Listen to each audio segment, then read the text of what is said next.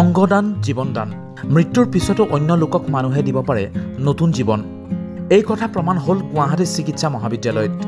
চলিত মাহৰ ৮ তাৰিখে গুৱাহাটী চিকিৎসা মহাবিদ্যালয়ত দ্বিতীয়টো মগজু মৃত্যু হোৱা ৰোগীৰ দুয়োটা কিডনীয়ে নতুন জীৱন দিলে কিডনী বিকল হৈ থকা দুগৰাকী ৰোগীক। মগজু মৃত্যু হোৱা ৰোগীজনৰ বয়স আছিল ৫৫ বছৰ আৰু তেওঁৰ কিডনী সংৰোপণ কৰা ৰোগী দুগৰাকীৰ বয়স ক্ৰমে ২৫ আৰু ৩৯ বছৰ।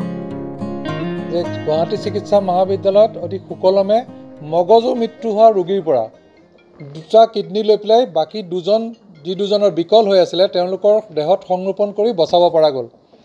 যিজনে দান কৰি গ'ল তেওঁৰ মৃত্যু হ'ল, কিন্তু মৃত্যুৰ আগমুহূৰ্তত কিন্তু তেওঁ এটা সাংঘাতিক ধৰণে এটা এক্সাম্পল তেওঁ দি থৈ গ'ল, উদাহৰণ দি থৈ গ'ল সমাজলৈ।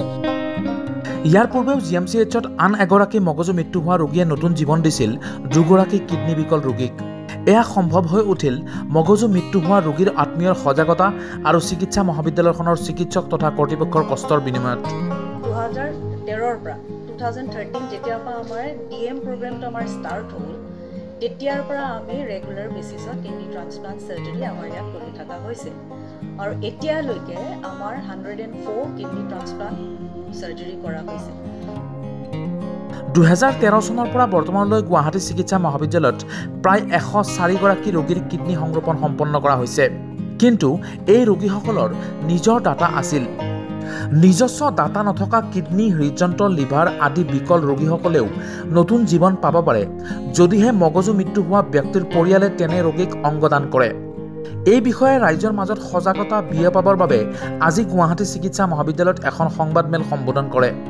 সংবাদমেলখনত উপস্থিত আছিল গুৱাহাটী চিকিৎসা মহাবিদ্যালয়ৰ অধীক্ষক ডক্টৰ অভিজিৎ শৰ্মা, অধ্যক্ষ ডক্টৰ অচ্যুত চন্দ্ৰ বৈশ্য, নেফ্ৰলজি বিভাগৰ মুৰব্বী অধ্যাপিকা ডক্টৰ মঞ্জুৰী শৰ্মা।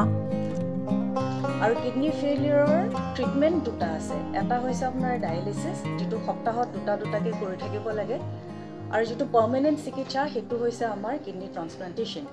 কিন্তু কিডনী ট্ৰান্সপ্লান্টেশ্যন কৰিবলৈ আমাৰ অসুবিধা কি হয়? কিডনী ট্ৰান্সপ্লাণ্ট কৰিব আমাৰ ডোনাৰ লাগে, তাৰমানে ঘৰৰ মানুহ ওলাই আহিব লাগিব, তেওঁলোকৰ ৰোগীক কিডনী ডোনেট কৰিব লাগিব। সেইটো আমি লাইভ ৰিলেটেড কিডনী ট্ৰান্সপ্লাণ্ট বুলি কওঁ, ডোনাৰ লাগে। আৰু বহুত পেচেণ্ট আছে আমাৰ যিসকলৰ ঘৰত ডোনাৰ নাই, তেওঁলোকৰ কাৰণে ব্যৱস্থা কি, আমি কি কৰিব পাৰোঁ? গতিকে সেইটো কাৰণে আমি কেডাভাৰ ডোনেশ্যন প্ৰগ্ৰামটো ষ্টাৰ্ট কৰা হৈছিলে। বহুতখিনি আমাৰ ফালৰ পৰা আমি চেষ্টা কৰি আছিলোঁ, বহুতখিনি কাৰণত হোৱা নাছিলে। যেতিয়া আমি কেডাভাৰ ডোনৰ আমাৰ অনুমতিটো পালোঁ যোৱা বছৰ, তাৰপিছত আমি ফাৰ্ষ্ট ট্ৰান্সপ্লাণ্টটো কৰিলোঁ, এইটো ছেকেণ্ড ট্ৰান্সপ্লাণ্ট হৈছে।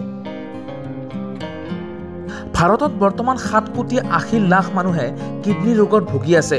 ইয়াৰ ভিতৰত অতি কম ৰোগীয়েহে কিডনী সংৰোপণ লাভ কৰে। অধিকাংশই কিডনী ডাটা নোপোৱাৰ ফলত মৃত্যুমুখত পৰে। কাৰণ দেখা গৈছে কিডনী ফেইলিয়ৰ পেচেণ্ট দিনে দিনে বাঢ়ি গৈছে। আৰু আমি যদি চাবলৈ যাওঁ জেনেৰেল পপুলেশ্যনত 1 out of 10, তাৰমানে প্ৰত্যেক 10জনৰ ভিতৰত এজনৰ কিডনীত বেমাৰ হৈ থাকিব পাৰে। ভাৰতত এতিয়া আমাৰ যদি আমি কিডনীৰ বেমাৰীৰ সংখ্যাটো চাবলৈ যাওঁ, it is about 7 to 8 million population. ইমানখিনি বেমাৰীৰ কিডনী ট্ৰান্সপ্লাণ্ট হৈ আছে আৰু আমাৰ কিডনী বেমাৰী আছে। আৰু ট্ৰান্সপ্লাণ্টৰ আমাৰ ৰিকুৱাৰমেণ্ট কিমান? ট্ৰান্সপ্লাণ্টৰ যদি আমি কওঁ যে 2 লাখ পেচেণ্ট আমাৰ ট্ৰান্সপ্লাণ্টৰ কাৰণে ৰখি আছে, আমাৰ মাত্ৰ 10,000 আউট অফ 2 lakhs 10,000 পেচেণ্টে আমাৰ ট্ৰান্সপ্লাণ্ট কৰিবলৈ সক্ষম হৈছে। বাকীখিনি আমি বেমাৰী কেনেকৈ ট্ৰান্সপ্লাণ্ট কৰিব পাৰোঁ? সেইকাৰণে এই ডিজিজ অৰ্গেন ডোনেশ্যন প্ৰগ্ৰেমটো আমাৰ খুব এক্টিভলি আমি আগবঢ়াই নিব লাগিব, ৰাইজৰ সতৰ্কতা লাগিব। মগজু মৃত্যু হোৱা ৰোগীৰ অংগই বহুতৰ জীৱন ৰক্ষা কৰিব পাৰে, কিন্তু অধিকাংশ মগজু মৃত্যু হোৱা ৰোগীৰ আত্মীয়ই অংগদানৰ বাবে আগবাঢ়ি নাহে। ইয়াৰ আঁৰত বহুতৰ ধৰ্মীয় বিশ্বাস বা অন্ধবিশ্বাস বুলিয়ে অৱগত কৰে ডক্টৰ অচ্যুত চন্দ্ৰ বৈশ্যই। এটা চাওক, এতিয়া টেবু এটা আছে। এতিয়া আপুনি আপোনাৰ পৰিয়ালৰ লোকক সোধকচোন যে কিমানেনো বডি ডোনেট কৰিছে, নহয় জানো? এতিয়া চাওক, আমাৰ এনাটমিত আমি সৌভাগ্যৱান যে আমাৰ এনাটমিত ডিছেকশ্যনৰ ষ্টুডেণ্টক শিকোৱাৰ কাৰণে আমাৰ বডি আছে। কিন্তু নতুন মেডিকেল কলেজ কেইখন কোনো এখনত বডি নাই, এটা বডি আছে, দুটা বডি আছে। তাত কি মানুহ মৃত্যু হোৱা নাই নেকি?